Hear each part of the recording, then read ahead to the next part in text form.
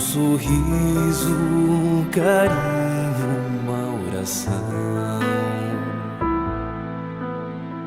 Gotas de luz rompendo a escuridão.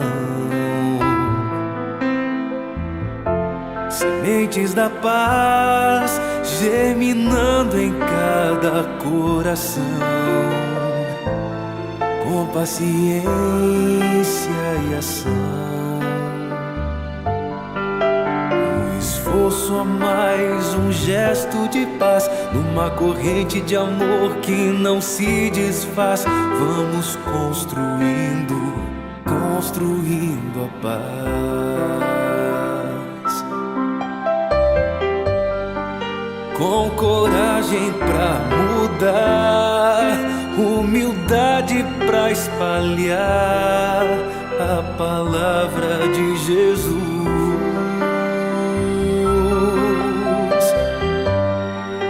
Inundando o coração, transbordando a emoção de estar mais perto de Deus. Com coragem vamos alcançar a paz, construindo a paz, a paz, construindo a paz.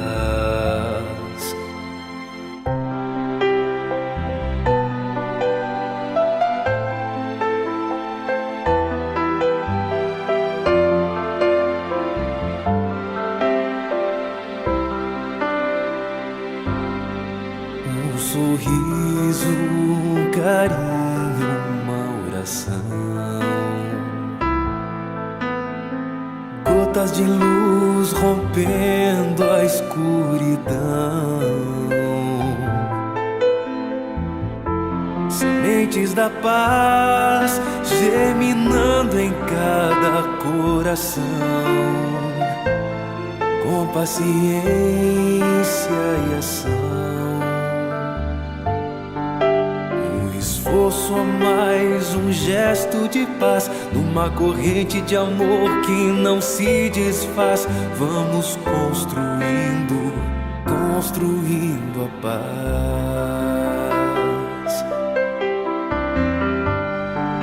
Com coragem pra mudar, humildade pra espalhar a palavra de Jesus.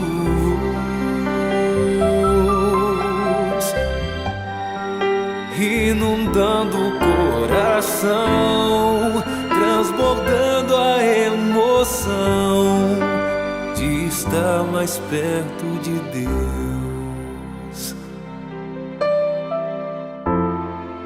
Com coragem vamos alcançar a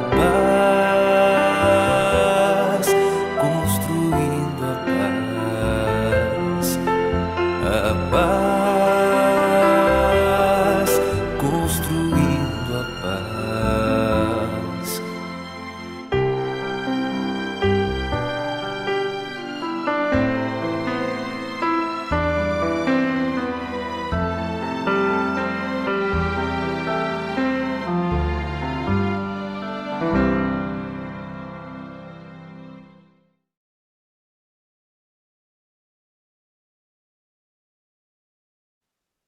Olá, boa noite, meus queridos. Gratidão por mais uma vez termos a oportunidade de estarmos aqui reunidos, buscando na doutrina espírita, nos ensinamentos do Cristo, esclarecimentos que nos auxiliam na nossa caminhada evolutiva. Gratos pela presença de cada um de vocês que estão nos assistindo, que nos dispuseram vossos lares, vossa atenção para nos escutarem. Dando continuidade, então, ao nosso trabalho de estudo do Evangelho segundo o Espiritismo, hoje nós vamos ver, então, o capítulo 26, que tem o título Dai de graça o que de graça recebeste. Um capítulo muito esclarecedor, como todos os capítulos são, mas esse em especial nos traz uma quantidade enorme de esclarecimentos que vão nos auxiliar. Então, para a tarefa desta noite, nós contamos com o Emerson, com a Lide e com a Bruna na técnica.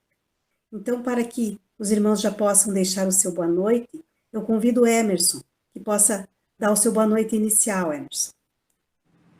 Boa noite, Ju. Boa noite, Lide. Boa noite a todos que nos acompanham. Muito obrigado pela companhia.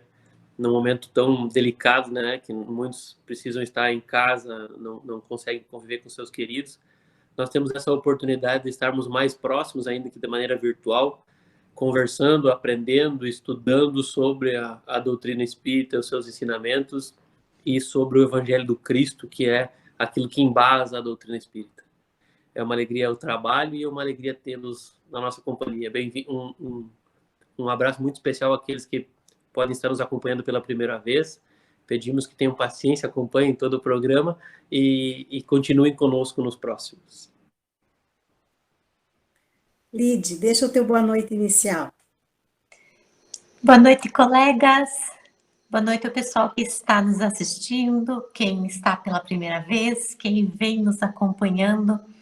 O coração se enche de gratidão mesmo pela oportunidade de estar servindo, de estar trabalhando, de estar compartilhando e aprendendo com todos vocês a doutrina do Cristo e que os ensinamentos do Mestre possam servir de guia para a nossa atitude, para o nosso dia a dia, principalmente nesse momento que a gente está passando. E agradeço também a tecnologia que nos permite se conectar de tantas formas e poder estar hoje no lar de vocês, compartilhando um pouquinho do Espiritismo. Obrigada, meus queridos. A Bruna também deixa o seu boa noite, o seu abraço a todos. Gratidão realmente é a palavra que a gente mais usa e ela é a que mais se encaixa em todo esse processo. Como já mencionamos, então, dando continuidade ao estudo, no capítulo 26 do Evangelho segundo o Espiritismo, dai de graça o que de graça recebestes. E no primeiro item desse capítulo tem o dom de curar. E diz a passagem assim: restitui a saúde aos doentes, ressuscitai os mortos, curai os leprosos, expulsai os demônios, dai de graça o que de graça recebestes. Essa passagem está lá em Mateus, capítulo 10, versículo 8. Emerson, já pedindo a tua participação. O que Jesus quis nos dizer com essa passagem? Dai de graça o que de graça recebestes. Ju, esse capítulo, nós falávamos no nosso estudo de domingo, né, que quando você olha para a quantidade de palavras ou para a quantidade de páginas, parece um capítulo pequeno do Evangelho segundo o Espiritismo, né, o capítulo 26, que tem esse nome, dai gratuitamente o que gratuitamente recebestes. Mas quando nós começamos a estudar, no domingo mesmo, foi bem longa a conversa, porque é muito profunda a reflexão que Jesus nos deixa na época e muito oportuna e sempre atual. Principalmente quando nós tratamos de doutrina espírita. Essa orientação de Jesus, né, para dar de graça aquilo que, a vez recebido de graça, claro que para os apóstolos na época se tratava do dom de curar, do dom de espantar demônios, como se dizia, que nós sabemos que eram maus espíritos, né? Hoje nós entendemos o conceito, a doutrina espírita nos auxilia a entender, e Jesus dizia que para eles que isso era algo que eles haviam recebido como um dom, como uma ferramenta de trabalho também, no auxílio na caridade, e que como recebeu de graça, não era para ser cobrado por aquilo que se fazia. E eu digo que é atual, e nós vamos ver na continuidade da nossa conversa aqui, porque muitas vezes nós não compreendemos esse ensinamento. Nós agimos de alguma maneira contrária às orientações de Jesus. Então, se Deus tivesse concedido uma faculdade ou um dom especial a algumas pessoas somente, e isso fosse um instrumento de trabalho, possibilitasse cobrar, fosse do agrado de Deus a cobrança, ele estaria escolhendo preferidos. Nós não estaríamos aí diante de uma justiça, diante de oportunidades iguais. E a doutrina vai nos explicar sobre tudo isso, dizendo da justiça de Deus e dizendo também que não são privilegiadas as pessoas que recebem essa faculdade e que por isso não deve ser cobrado. Nós vamos ainda, no decorrer aqui da conversa, poder aprofundar um pouco mais esse pensamento, não tanto quanto nós aprofundamos no nosso estudo, e aí fica o convite para as pessoas que busquem saber e se integrar ao nosso grupo de estudo, porque lá tem uma oportunidade de interagir, que aqui é muito mais complicado, né? E de perguntar, de sugerir, de tirar as dúvidas que algumas vezes podem ficar aí nos perturbando, e aqui nós num tempo menor, e não conseguiríamos atender essa demanda, né? Obrigado, Emerson. Reforçando mais uma vez o convite do Emerson para o estudo. No domingo à noite, às 20 horas, estão todos convidados, todos serão bem-vindos, podem estar procurando um dos trabalhadores, que será incluído no grupo e receberá o link, então, para o nosso estudo. Dando continuidade ao capítulo, no item 3, diz que das preces pagas. Disse em seguida a seus discípulos, diante de todo o povo que o escutava, tende cuidado com os escribas, que se exibem a passar com longas túnicas, que gostam de ser saudados nas praças públicas e de ocupar os primeiros assentos nas sinagogas e os primeiros lugares nos banquetes, que a pretexto de longas preces devoram as casas das viúvas. Essas pessoas receberão condenação mais rigorosa. Esta passagem ela encontra-se em Lucas, em Marcos e em Mateus.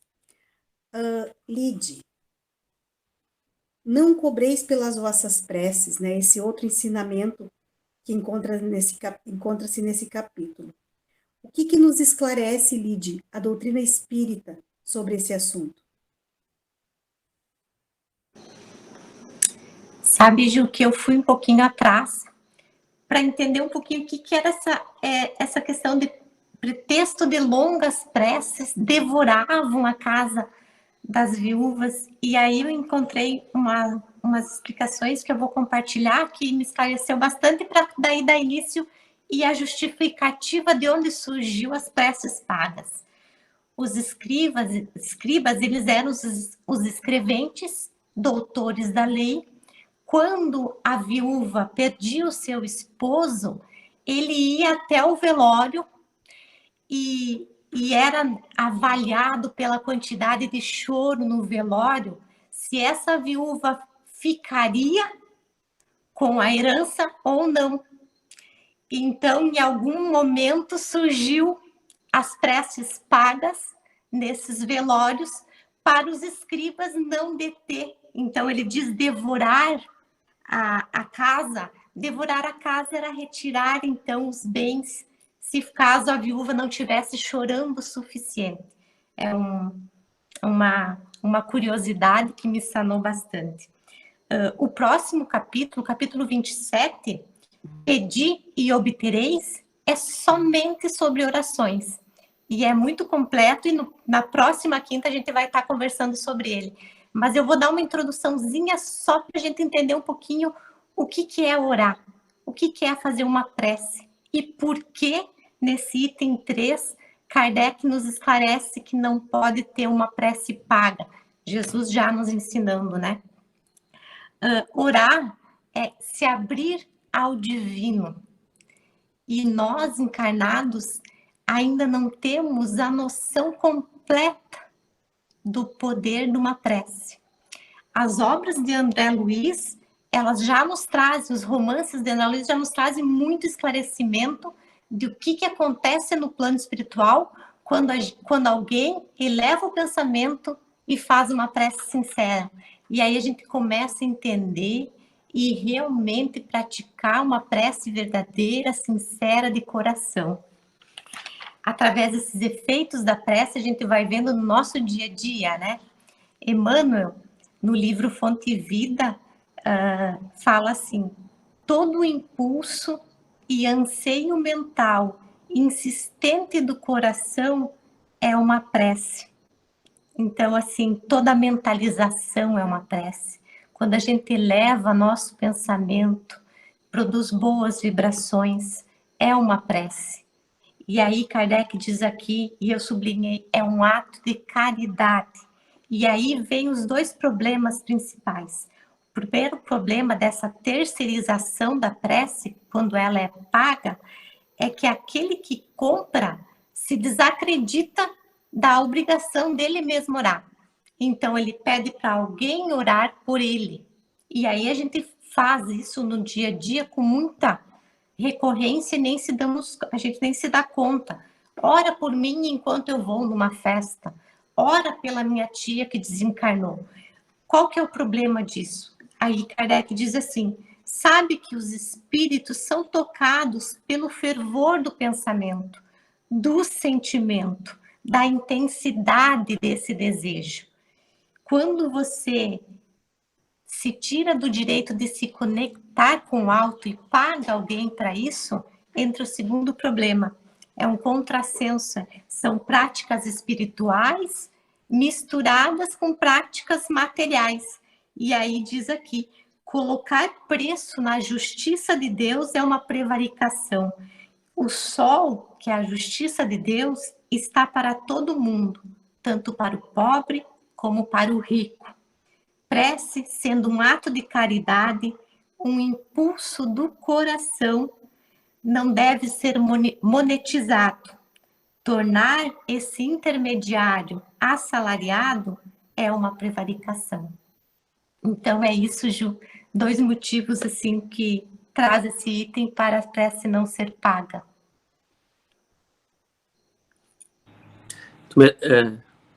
Me permite colaborar, Lid, às vezes olhando, fazendo essas reflexões, né? Em algum momento parece que a gente está muito distante disso. Isso acontecia lá, a Lid trouxe um contexto histórico, né? Que nos situa.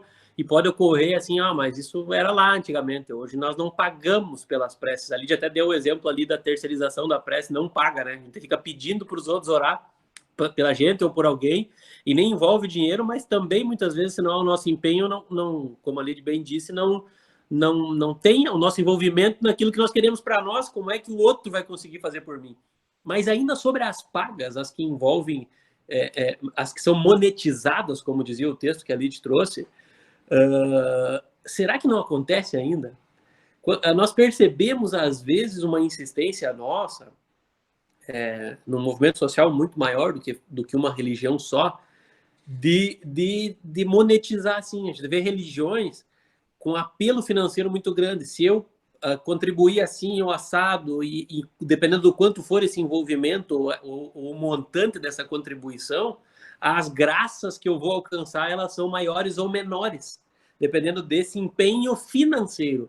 Então, de uma certa maneira, nós ainda estamos ligados um pouco nessa impressão de que financiar de alguma maneira a religião vai nos trazer um estado melhor. E é quase como se fosse a prece paga. Ou eu posso pensar que eu vou na casa espírita, vou me associar lá, vou contribuir financeiramente, e as coisas vão começar a ficar melhor, ou as pessoas vão orar por mim lá e tudo mais. Claro que nós vamos orar todos, em toda a possibilidade, por todos, quando nós irradiamos nas nossas orações, é de uma maneira ampla. Mas não faz absolutamente nenhuma diferença a contribuição financeira numa obra da instituição, ou se é associado ou se não é associado, ou o tamanho da contribuição. Mas de uma maneira, às vezes, quase que não percebida, assim, né, vamos dizer, inconsciente a palavra, nós acabamos agindo assim, imaginando que há uma barganha nesse processo.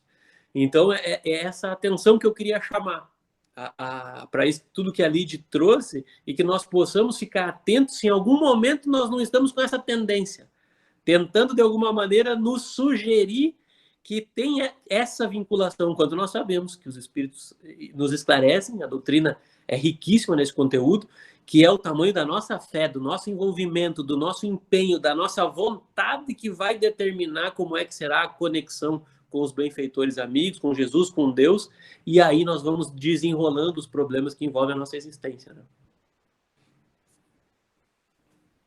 Obrigado, mano. Obrigado, Lid. E falávamos também no estudo de domingo, não faz muito, que também práticas dentro do próprio movimento espírita, dentro da casa espírita, nós tínhamos o caderninho onde eram anotados nomes de quem precisava de oração. Nas irradiações se lia uma lista de quem, então, está tendo um caminhar, um olhar diferenciado, que a prece ela tem que ser dita pelo pensamento, e não é um nome num caderno, não é isso que vai justificar ela ser aceita, recebida ou não. Dando sequência, então, ao nosso capítulo, no item 5 diz dos mercadores expulsos do templo. Eles vieram em seguida a Jerusalém, e Jesus, entrando no templo, começou por expulsar dali os que vendiam e compravam. Derrubou as mesas dos cambistas e os bancos dos que vendiam pombos, e não permitiu que alguém transportasse qualquer utensílio pelo templo. Ao mesmo tempo os instruía, dizendo: não está escrito: minha casa será chamada casa de oração por todas as nações? Entretanto, fizeste dela um covil de ladrões. Os príncipes dos sacerdotes, ouvindo isso, procuravam meio de o perderem, porque o temiam, pois o povo estava maravilhado pela sua doutrina. Marcos, capítulo 11, versículos 15 a 18. Jesus expulsou do templo os mercadores. Condenou assim o tráfico das coisas santas sob qualquer forma. Deus não vende a sua bênção, nem o seu perdão, nem a entrada no reino dos céus. Portanto, o homem não tem o direito de cobrá-los. É aquilo que nós já vínhamos falando, porque tinha os que vendiam, mas também tinham os que compravam. Então, na nossa caminhada, até nós percebermos que a conexão é comigo, com Deus, e não precisa de intermediários, é uma caminhada para que isso aconteça, para que isso floresça, né? Então, até nós percebermos que nós não precisamos de itens, de utensílios, de medalhas para que possam nos conectar. É o nosso pensamento, é o nosso querer, a nossa vontade. Não sei se algum dos irmãos gostaria de contribuir um pouquinho nesse item ou está tranquilo? Ju, é muito importante essa reflexão que tu traz, né? O texto é bem rico também, embora pequeno, ele é rico, e deixa muito claro que nós não devemos comercializar e nada do tipo, ou fazer da instituição ou do movimento espírita ou de qualquer religião um comércio. Jesus condenou isso, e ficou muito claro. Eu queria voltar no que tu falaste sobre o caderninho lá da Casa Espírita. Eu achei importante esse esclarecimento que tu traz. Queria aprofundar um pouco. As pessoas, às vezes, no começo achava falta, né? Mas quando é que tá o caderninho? Quero botar meu nome, o nome das pessoas, do encarnado, do desencarnado. Na verdade, é uma evolução do entendimento das coisas. Uma vez que nós entramos na Casa Espírita, nós vamos lá buscar consolo e esclarecimento para nós ou para aqueles da nossa família que não estão lá fisicamente, ou mesmo aqueles que desencarnaram. A equipe espiritual da Casa Espírita acolhe pelo nosso pensamento essa vontade e encaminha o atendimento de todos. Era algo muito material nós precisarmos escrever para acreditar que aquilo seria atendido, e até uma exposição dos nomes das pessoas que estavam ali. Então, quando nós entendemos isso, quando nós vencemos essa barreira, nós damos um passo adiante nesse entendimento. Então, continuam todos sendo atendidos, continuam todos sendo acolhidos quando levam pela vontade ou pelo pensamento à Casa Espírita as suas demandas. E a equipe espiritual acolhe isso, e nós não precisamos mais, então, do caderninho lá com isso escrito, né? E eu acho assim, ó, que a questão do caderninho e até a própria prece são a prece no sentido só de pedir, são práticas que estão, às vezes, tão arraigadas no nosso cotidiano que às vezes é difícil tu romper. A prece só como forma de pedir e não de se conectar. Então, né, são coisas que a gente vai conseguindo trabalhar e evoluir, né? Obrigado, Lídia, obrigado, Mano. Realmente, e estamos na caminhada, estamos nos auxiliando mutuamente, buscando esclarecimentos para que isso possa ocorrer mais rapidamente, né? No item 7 e 8, nós vamos encontrar a mediunidade gratuita. Emerson, o que nos auxilia a doutrina espírita na compreensão desses dois itens, dessa mediunidade gratuita? Ju, ainda muito ligado com aquilo que, com as orientações de Jesus aos seus apóstolos, está essa questão da mediunidade gratuita. Mas é um momento especial aqui para a gente ampliar esse entendimento e fazer um esclarecimento. É uma reflexão de utilidade pública aqui. Porque muitas vezes nós ouvimos falar um centro espírita onde a pessoa faz o atendimento e recebe doações. A doação em troco do atendimento, ou médium tal, ou aquilo tudo. Nós precisamos entender que isso não é um movimento alinhado com os objetivos do Cristo e do Espiritismo, com nenhum tipo de pagamento, menos ainda financeiro, ou doações que a pessoa aceita em benefício próprio e tudo isso não existe na doutrina espírita, porque a doutrina está alinhada com as orientações do Cristo. A mediunidade é uma ferramenta que envolve o compromisso daquele que possui mais desenvolvida a faculdade mediúnica, para que ela possa, através do seu trabalho, ajudar o próximo, levar a ter a oportunidade, então, de auxiliar de uma maneira caridosa, né? Levando muitas vezes a comunicação, ou enfim, na casa espírita, numa reunião privada, consolando aqueles que já se foram, auxiliando nos processos obsessivos, tantas formas que a mediunidade pode auxiliar. A mediunidade cura, que é uma mediunidade já mais rara, mas que ainda existe, nenhum tipo dela habilita o médium a cobrar, a ter benefícios financeiros sobre isso. Então, a mediunidade é algo que deve ser desenvolvido de maneira responsável, séria e gratuita. A doutrina espírita é muito feliz em orientar, em organizar um roteiro para que os médiuns consigam desenvolver a sua faculdade de uma maneira equilibrada, que não os prejudique, que não os atrapalhe, que eles possam ter o controle sobre isso e isso possa ser de utilidade de mais pessoas, de benefício, de consolo e de esclarecimento de outros. Nós falamos sobre as condições da doutrina em auxiliar os médicos, mas nós precisamos lembrar que a mediunidade não é do espiritismo. A mediunidade não é espírita, a mediunidade está em todos os lugares, em todas as classes sociais, e ela deve ser tratada com responsabilidade e de forma gratuita, como orientou Jesus. Obrigado, Mano. Lide, e dando sequência, então, a isso que o Mano vem nos colocando. Então, a mediunidade, em hipótese alguma, ela pode ser considerada uma profissão. É isso, Lide? Isso, Ju. O Mano já nos esclareceu dela ser uma faculdade que deve ser genuína, gratuita, então ela não pode ser, nunca será encarada como uma profissão. E a gente tem aqui no texto alguns motivos por quê. Isso tornaria um médium desacreditável, poderia, no plano moral, né? Poderia ser só um ledor de sorte. E na questão material, ela é uma faculdade móvel, fugidia, variável e que ninguém pode precisar.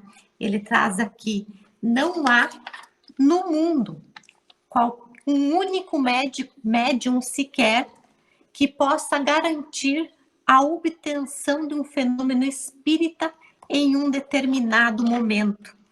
Ela, então, só existe graças ao concurso dos espíritos. Então, não tem como ser uma profissão.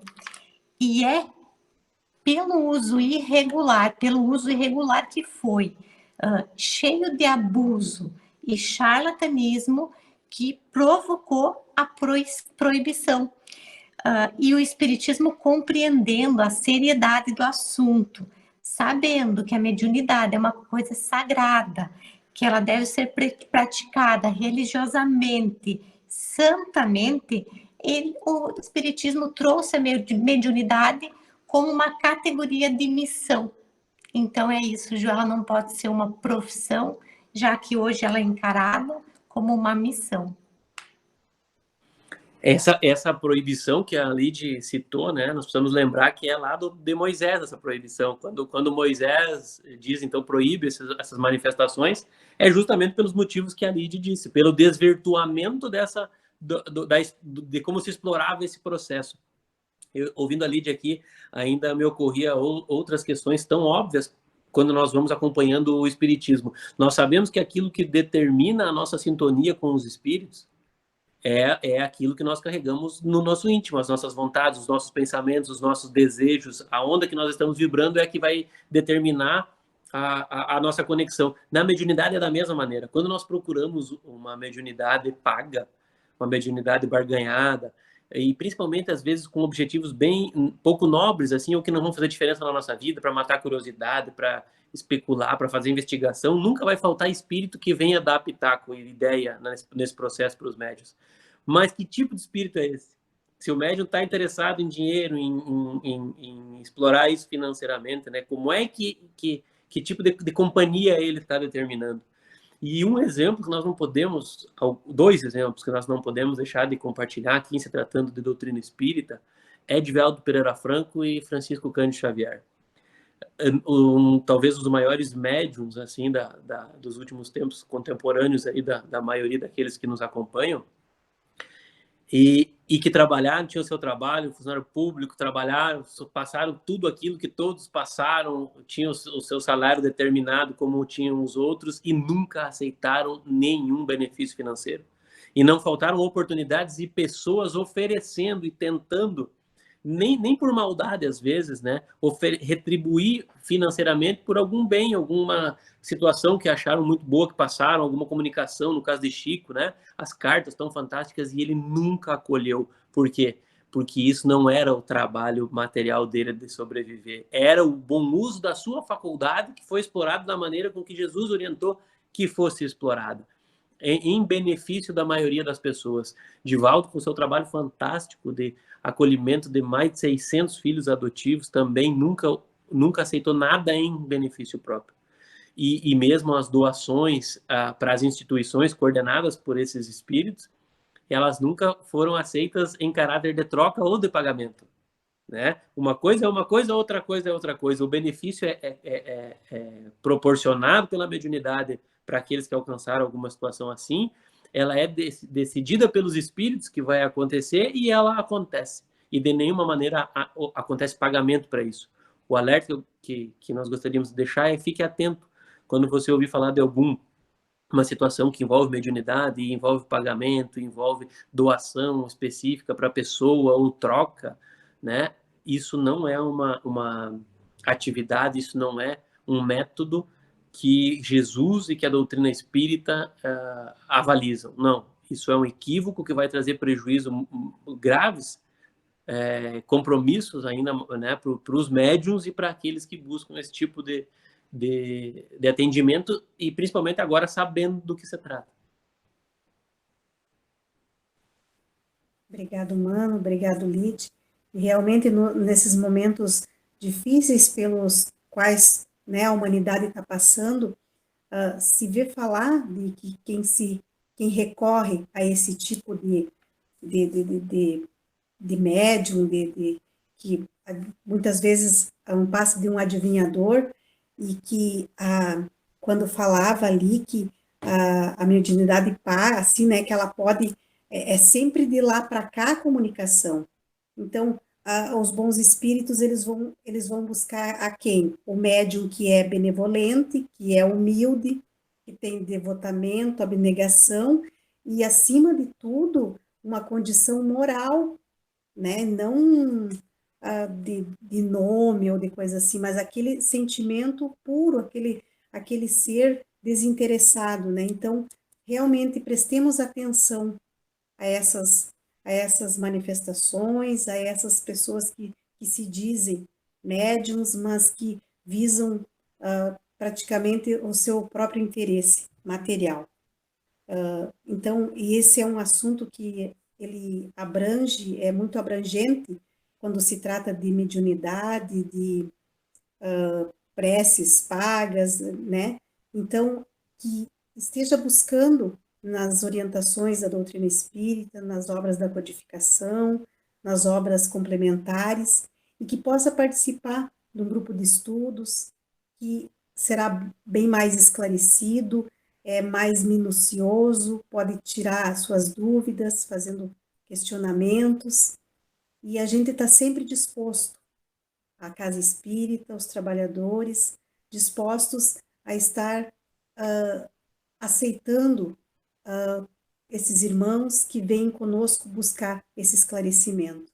Então fica o convite, que possam estar sendo inseridos no grupo de estudos e vamos estudar juntos, vamos buscar esses esclarecimentos para nos fazermos mais conscientes, que a nossa fé seja raciocinada, que ela possa encarar a razão face a face em todas as épocas, né? Então, já indo para o final da nossa roda de conversa, do nosso estudo, deixando o nosso abraço, a nossa gratidão pela companhia de vocês e pedindo que o Mano possa já deixar o seu boa noite, Mano. Ju, muito obrigado, Lide, muito obrigado a todos que nos acompanham pela oportunidade. Se nós tivermos dúvidas, nós sempre estamos à disposição para que nos encaminhem em mensagem privada no Facebook ou no YouTube, mas principalmente o convite para que nos acompanhem nos grupos de estudo aos domingos, buscando falar com o trabalhador, como a Ju disse, e nós encaminharemos o link, vamos incluir no grupo do WhatsApp para que recebam o link no dia do grupo de estudos. É uma alegria muito grande o trabalho, uma satisfação, nós somos muito gratos por essas oportunidades. Eu tenho aqui um bilhete aqui da nossa assessora técnica que está aqui do meu lado, e para não me deixar, né, que eu não posso deixar de falar, então eu belisco o gancho aqui, a Lídia já está rindo lá, porque ela sabe o que é que a Bruna quer fazer propaganda, sobre a evangelização, né, que está voltando num outro novo formato aí. Então, a Bruna, com medo que nós possamos esquecer aqui, eu vou dizer o seguinte: falem aí da evangelização, faça a propaganda aí para nós não sofrer represálias aqui da parte técnica. Boa noite a todos e esperamos que possam estar nos acompanhando na próxima semana. Obrigado, Mano. Realmente, Bruna, não podemos esquecer. Então, até esse final de semana, a gente está recebendo as matrículas e rematrículas, onde nós estamos, vamos fazer as matrículas de crianças de 5 e 6 anos e a rematrícula daqueles que já estavam na caminhada conosco, e que a gente está recebendo, né, dos pais, dos responsáveis, o ok que vão continuar na evangelização. Lide, quer dar mais alguma dica da evangelização? A gente aguarda todos, quem tem algum conhecido, uma criança que se enquadra, então, 5, 6 anos, e gostaria de participar da nossa evangelização à luz da doutrina espírita, são os ensinos de Jesus. A gente está no formato online, então quem quiser pode mandar uma mensagem, pode entrar em contato com nós. E é isso. Eu acho que a reflexão desse capítulo é que Deus não concede os benefícios através de uma moeda de troca, então que a gente fique atento. Eu bem sei que às vezes no momento de fragilidade a gente quer chegar mais rápido e a gente acha que esse chegar mais rápido a Deus é através do que a gente conhece, que é o material, mas a conexão do coração, ela é muito mais verdadeira, mais rápida e segura. Uma semana abençoada para todos e nos vemos na próxima quinta-feira. Obrigado, Lide, obrigado, Emerson, obrigado, Bruna, obrigado a todos vocês que nos acompanharam. Possamos permanecer durante o restante da semana, no começo da outra, envolvidos no amor, na paz de Jesus. Até a próxima oportunidade.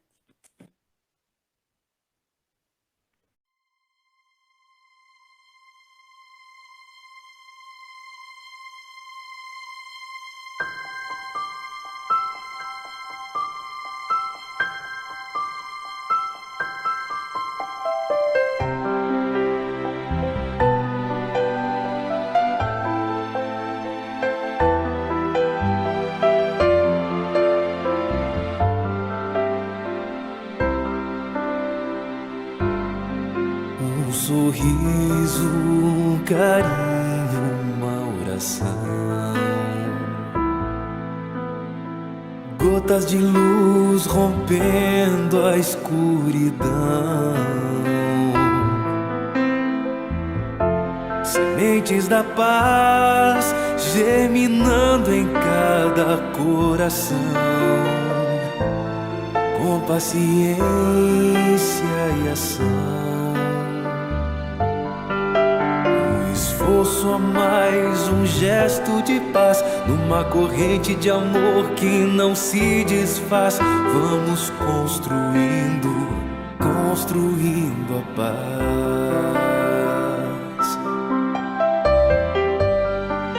Com coragem pra mudar, humildade pra espalhar a palavra de Jesus.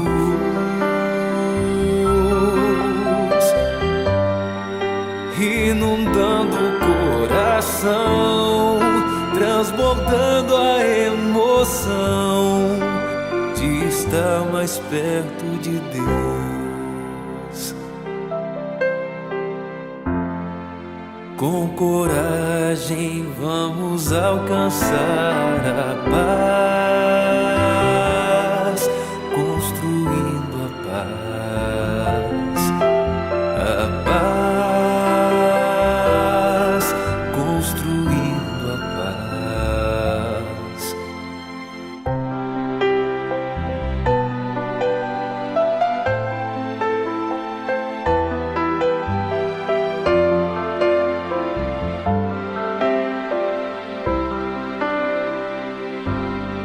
Um sorriso, um carinho, uma oração. Gotas de luz rompendo a escuridão. Sementes da paz germinando em cada coração. Com paciência e ação. Esforço a mais, um gesto de paz, numa corrente de amor que não se desfaz. Vamos construindo, construindo a paz.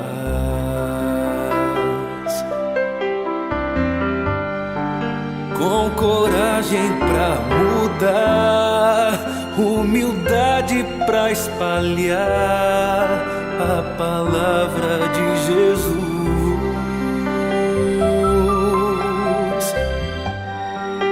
Inundando o coração, transbordando a emoção de estar mais perto de Deus. Com coragem vamos alcançar a paz.